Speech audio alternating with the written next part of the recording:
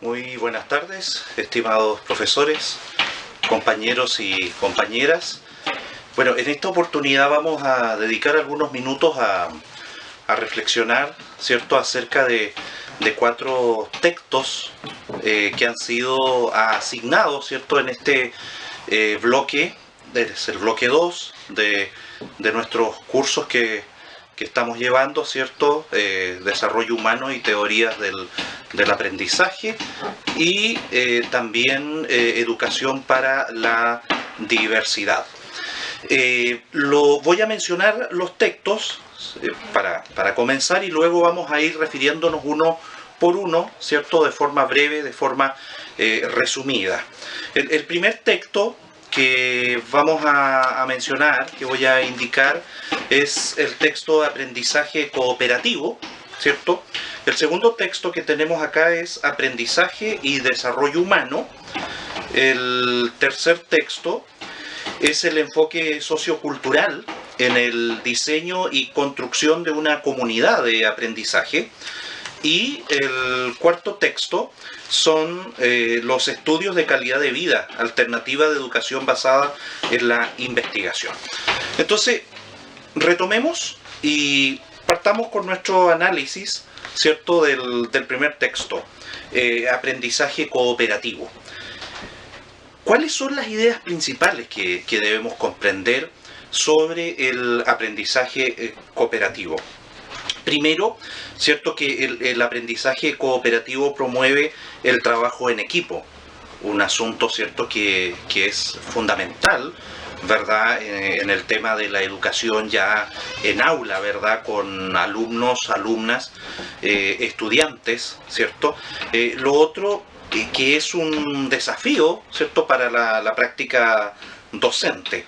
Ahora, este desafío del cual estoy hablando, obviamente se relaciona, ¿verdad?, con el hecho de ser un desafío, voy a decir directamente, productivo. Un desafío, como dice acá, ¿cierto?, que va a promover en este caso una integración socializadora entre estudiantes. Pero lo interesante que no se trata de una integración, ¿cierto?, basada en la indiferencia o en la incomunicación entre los estudiantes, sino de una integración socializadora cooperativa, es decir, donde todos los y todas las estudiantes, ¿cierto?, se van a integrar al trabajo cooperativo. Entonces, desde ese punto de vista, esta propuesta, ¿verdad?, va a promover el desarrollo de la investigación, la estimulación y el progreso de las habilidades sociales. Entonces, aquí estamos frente a dos cosas. Por un lado, ¿cierto?, el hecho de que vamos a promover, ¿cierto?, como lo mencioné, la investigación, el estudio, ¿cierto? Pero por otro lado está el hecho de que ese estudio, esa investigación, se va a hacer a través de la cooperación, de la socialización, lo que podríamos mencionar también como la interdependencia entre estudiantes, ¿ya? Obviamente que esto va a requerir, ¿cierto?, de un planteamiento distinto, ¿verdad?, en el caso del o la docente. De ahí que mencionábamos el hecho de que anteriormente, ¿cierto?, de que plantea esto un desafío. Ahora, hay otro aspecto que quisiera mencionar, ¿cierto? Estamos agregando elementos. El aprendizaje cooperativo, ¿verdad?, se plantea como un paradigma antropológico que responde y hace justicia a la esencia humana, a la esencia humana de lo social y de la interdependencia. ¿Ya? El ser humano existe, ¿cierto?, en sociedad, en interdependencia. Entonces, desde ese punto de vista, además del aprendizaje, en el aula vamos a promover, ¿cierto?, aspectos que van a fomentar las buenas relaciones, el compañerismo, la comunicación, la socialización entre los y las estudiantes. Ahora, a esto vamos a agregar un hecho bien importante, porque aquí estamos hablando de interrelaciones, pero también, ¿cierto? El texto en cuestión menciona el hecho de la promoción de la autonomía en los y las estudiantes. Esto me parece fundamental, porque la autonomía habla, ¿cierto?, lo que podríamos relacionar como la iniciativa, el hecho de decidir, ¿verdad? Y esto es bien importante poder comprender, porque uno podría decir, bueno, ¿por qué se da o por qué se fomenta la autonomía en los y las estudiantes? Es precisamente por el fenómeno de la horizontalidad que se produce en el aula, ¿cierto? Porque estamos hablando de un trabajo cooperativo donde existe una igualdad, podríamos decir, de condiciones. Claro, igualdad de condiciones hasta cierto punto relativa, porque cada estudiante posee, digamos, sus propias capacidades, posee sus propios ritmos, pero esos son detalles ya un poco, si queremos hilar, digamos, en esto de forma un poco más fina. Ahora, vamos a hablar, ¿cierto?, de que esto promueve también, en parte ya lo hemos dicho, pero no de manera explícita, promueve el desarrollo integral, ¿cierto? ¿Por qué? Porque está el elemento social, como ya lo hemos mencionado, y también está el elemento académico de la investigación, ¿cierto? Todo lo que tiene que ver con lecturas, con revisión de bibliografía y aquellas cosas. Así que el desafío en este sentido, ¿cierto?, está planteado para los y las docentes. El hecho, ¿verdad?, de proponer una planificación, estrategias pedagógicas, ¿cierto?, que en sí mismo el trabajo cooperativo es una estrategia pedagógica, pero también está la supervisión de estos trabajos. Refiriéndonos al aprendizaje cooperativo, los últimos asuntos que quisiera destacar tienen que ver con los requisitos del trabajo cooperativo, ¿ya? Lo había mencionado anteriormente, ¿cierto? La cuidadosa planificación de parte de los y las docentes, ¿verdad? En el momento de colocar en práctica digamos, este enfoque en el aula. Y hay otra cosa también, ¿cierto?, que más que un requisito del trabajo cooperativo, tiene que ver más bien con las ventajas, que en parte ya lo habíamos mencionado, ¿cierto? La socialización, la investigación, pero aquí en el acto de la socialización está lo que podemos mencionar, ¿cierto?, como la interdisciplinariedad de saberes, que integra e incorpora una experiencia de conocimiento diverso, ¿cierto?, e integrados con grupos distintos, con grupos heterogéneos, donde todos y todas aportan desde sus experiencias y conocimientos. Eso es fundamental, o sea, es como ir más allá de la socialización. O sea, socializamos, pero al mismo tiempo, en el contexto del trabajo cooperativo, socializamos a partir de nuestros conocimientos, de nuestros saberes, de nuestras experiencias, de nuestra historia, ¿verdad? Desde nuestra realidad, ¿cierto?, social. Y en ese sentido, entonces, el trabajo, ¿verdad?, el trabajo cooperativo, el aprendizaje cooperativo, se constituye en una actividad muy provechosa al aplicarla al interior del aula.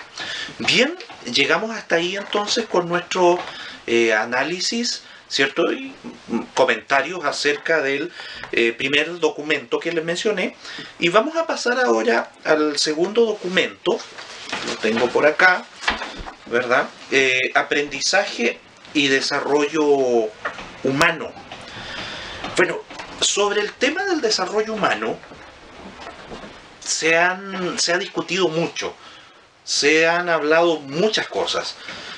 Básicamente yo voy a mencionar en este breve análisis, en este comentario, que el desarrollo humano se concibe, ¿cierto?, primariamente desde la visión de una economía neoliberal que afecta determinadamente el valor que posee el ser humano. Es decir, o sea, desde la visión economicista neoliberal, el desarrollo humano simplemente se reduce, ¿cierto?, a una, digamos, a una especie de prosperidad material.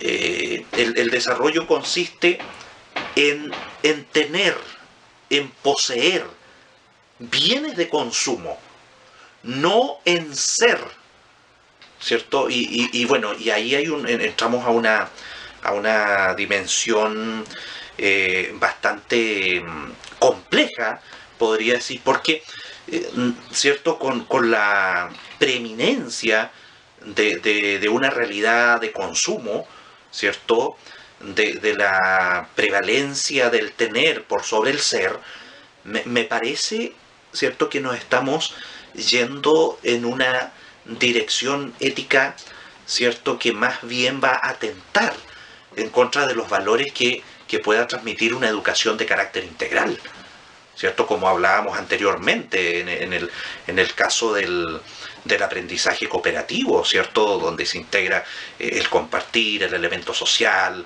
el intercambio de saberes, ¿cierto?, el hecho de aceptar las diferentes formas de pensamiento, las diferentes visiones, las diferentes posturas. Entonces, cuando hablamos de desarrollo desde la perspectiva neoliberal, la ética parece que se desplaza. Ahora, desde este punto de vista, entonces, el desarrollo humano, ¿cierto?, se debe orientar por el camino de la educación y el aprendizaje. En otras palabras, ¿cómo es que los seres humanos vamos a desarrollarnos? Esa podría ser como la pregunta problematizadora en este contexto, ¿cierto? Y desplazamos, ¿cierto?, como una posibilidad de respuesta el enfoque neoliberal economicista, que por lo menos desde nuestra concepción de la educación, ¿cierto?, y para los objetivos, ¿verdad?, que percibe, o que persigue, perdón, digo, este curso, la idea va por ese lado, la educación y el aprendizaje como, ¿verdad?, elementos de desarrollo, ¿ya? Ahora, en ese sentido, resulta interesante, ¿verdad?, que la visión o la economía neoliberal, en lugar de facilitar el acceso a la educación, lo que ha hecho más bien ha sido evitar, ¿cierto?, ese acceso, ha sido obstaculizarlo. Y desde ese punto de vista, entonces, la economía, ¿cierto?, neoliberal, lo que hace más bien es no permitir el desarrollo de las personas por medio de la actividad educativa, por medio de la educación, es decir, desarrollarnos por medio de lo que significan los aprendizajes, los saberes y la educación. Entonces, podemos plantear otro problema. ¿Cómo concebimos hoy el desarrollo humano? Lo había mencionado anteriormente, me parece que aquí necesitamos hacer una especie de deconstrucción, necesitamos hacer una especie de depuración semántica, ¿cierto?, por así decirlo. Cuando hablamos de aprendizaje y desarrollo humano, una de las cuestiones fundamentales, ¿cierto?, y tiene que ver obviamente con lo que estábamos mencionando, es que el ser humano no debe ser un medio para conseguir un fin, como sí lo es en el enfoque neoliberal. El ser humano es un simple medio, nada más.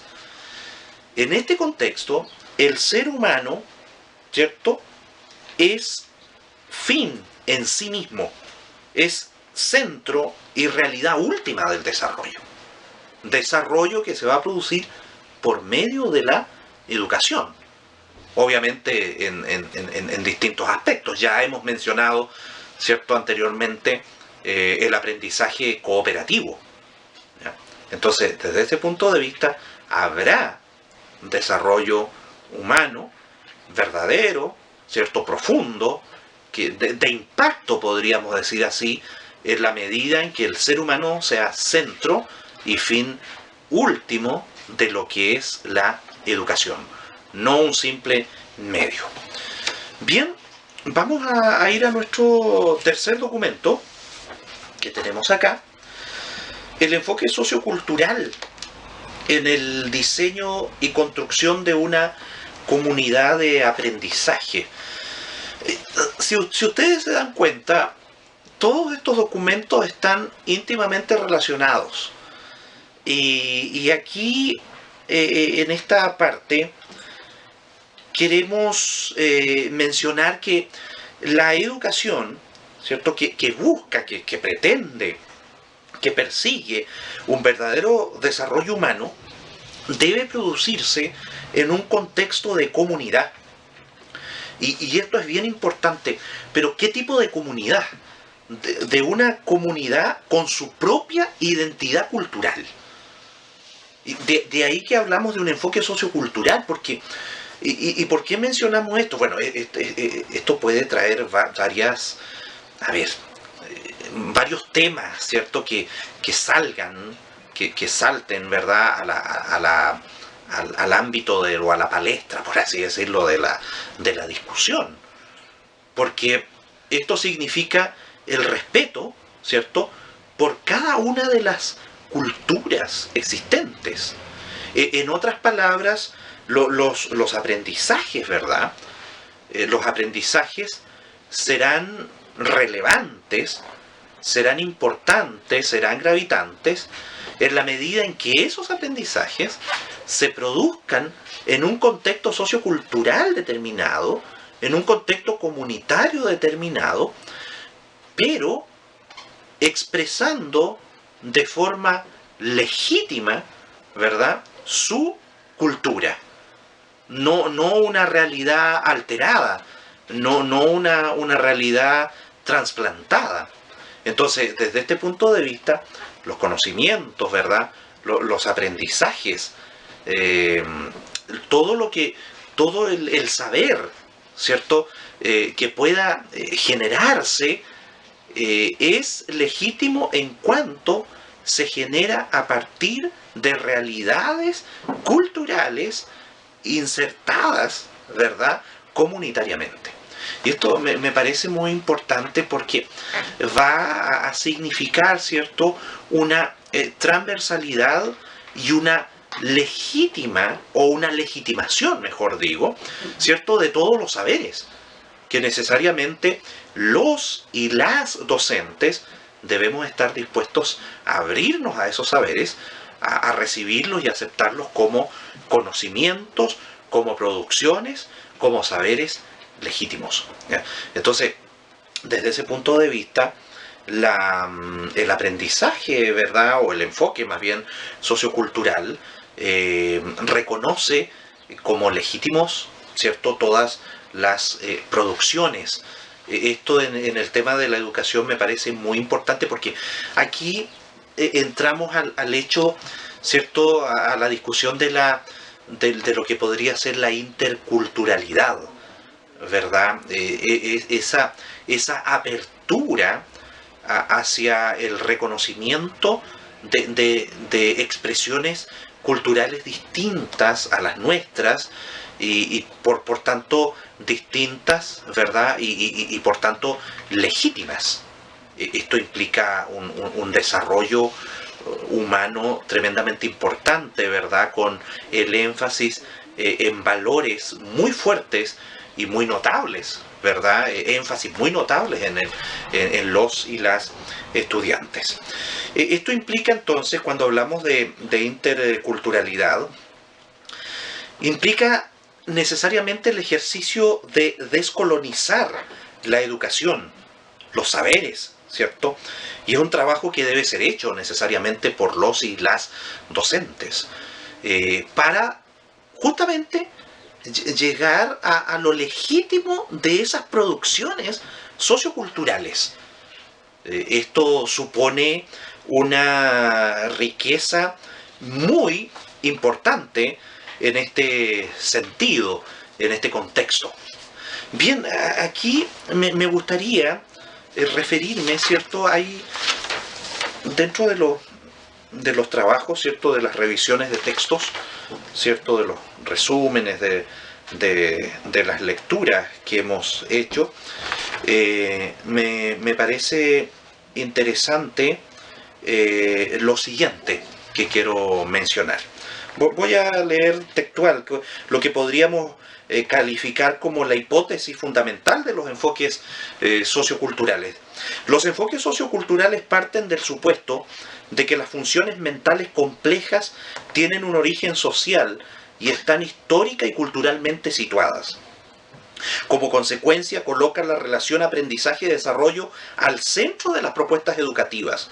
La mediación instrumental y semiótica cobra prominencia en los diseños educativos. Entre estos diseños se encuentran las comunidades de aprendizaje. Y bueno, y ahí está todo este tema de la metáfora, ¿cierto? De las simbologías y de todas esas realidades culturales que son realmente extraordinarias y que necesariamente en este enfoque aparecen como legítimas y deben ser consideradas en profundidad. El cuarto documento que tenemos para consideración se titula Los estudios de calidad de vida, alternativa de educación basada en la investigación. Bueno, la pregunta, el problema que podemos plantear aquí es cómo definimos el significado de calidad de vida. O más bien, desde qué lugar definimos el significado, ¿cierto?, de calidad de vida. Bueno, aquí el asunto es un tema serio, digamos, porque nosotros desde América Latina miramos, ¿cierto?, hacia los Estados Unidos de Norteamérica y luego miramos a las potencias europeas, ¿cierto? Podríamos mencionar también las potencias asiáticas. Y uno dice, bueno, ahí hay ejemplos de calidad de vida, ¿cierto? Dentro de un análisis muy somero, muy superficial. Sin embargo, el planteamiento acá, ¿cierto? Desde el contexto latinoamericano, me parece que es diferente y es más, tenemos, yo diría, me atrevo a decir, la autoridad ancestral para hablar de calidad de vida. ¿Por qué? Porque calidad de vida, como lo podríamos definir ahora en el contexto de la educación, me parece que tiene que ver, ¿cierto?, por el hecho de la discusión ecológica, de cómo vivimos, de nuestro entorno. Porque muchas veces, ¿cierto?, dentro de las grandes potencias se habla de calidad de vida, pero estamos hablando de comodidades materiales, estamos hablando de, no sé, de transporte, de muchos adelantos tecnológicos, ¿verdad? De todas esas cosas que puedan estar, ¿cierto?, a nuestro alcance, de la capacidad que el ser humano ha hecho, entre comillas, de simplificar las cosas y entrando a una esfera de hipertecnologización. Sin embargo, me parece que aquí lo que debemos incorporar, como lo había mencionado, es el elemento ecológico en esta discusión. En otras palabras, nuestros estudiantes y nuestras estudiantes deben entender o se les debe presentar el hecho que la calidad de vida, ¿verdad?, se enfoca o debe enfocarse dentro de lo que significa, ¿cierto?, el reconocimiento de nuestros entornos ecológicos, el reconocimiento, el respeto a la biodiversidad, la capacidad todavía que el ser humano tiene de poder integrarse, ¿cierto?, a sus ecosistemas, pero integrarse a ecosistemas en estados naturales. Y esa es una de las cosas que hemos perdido.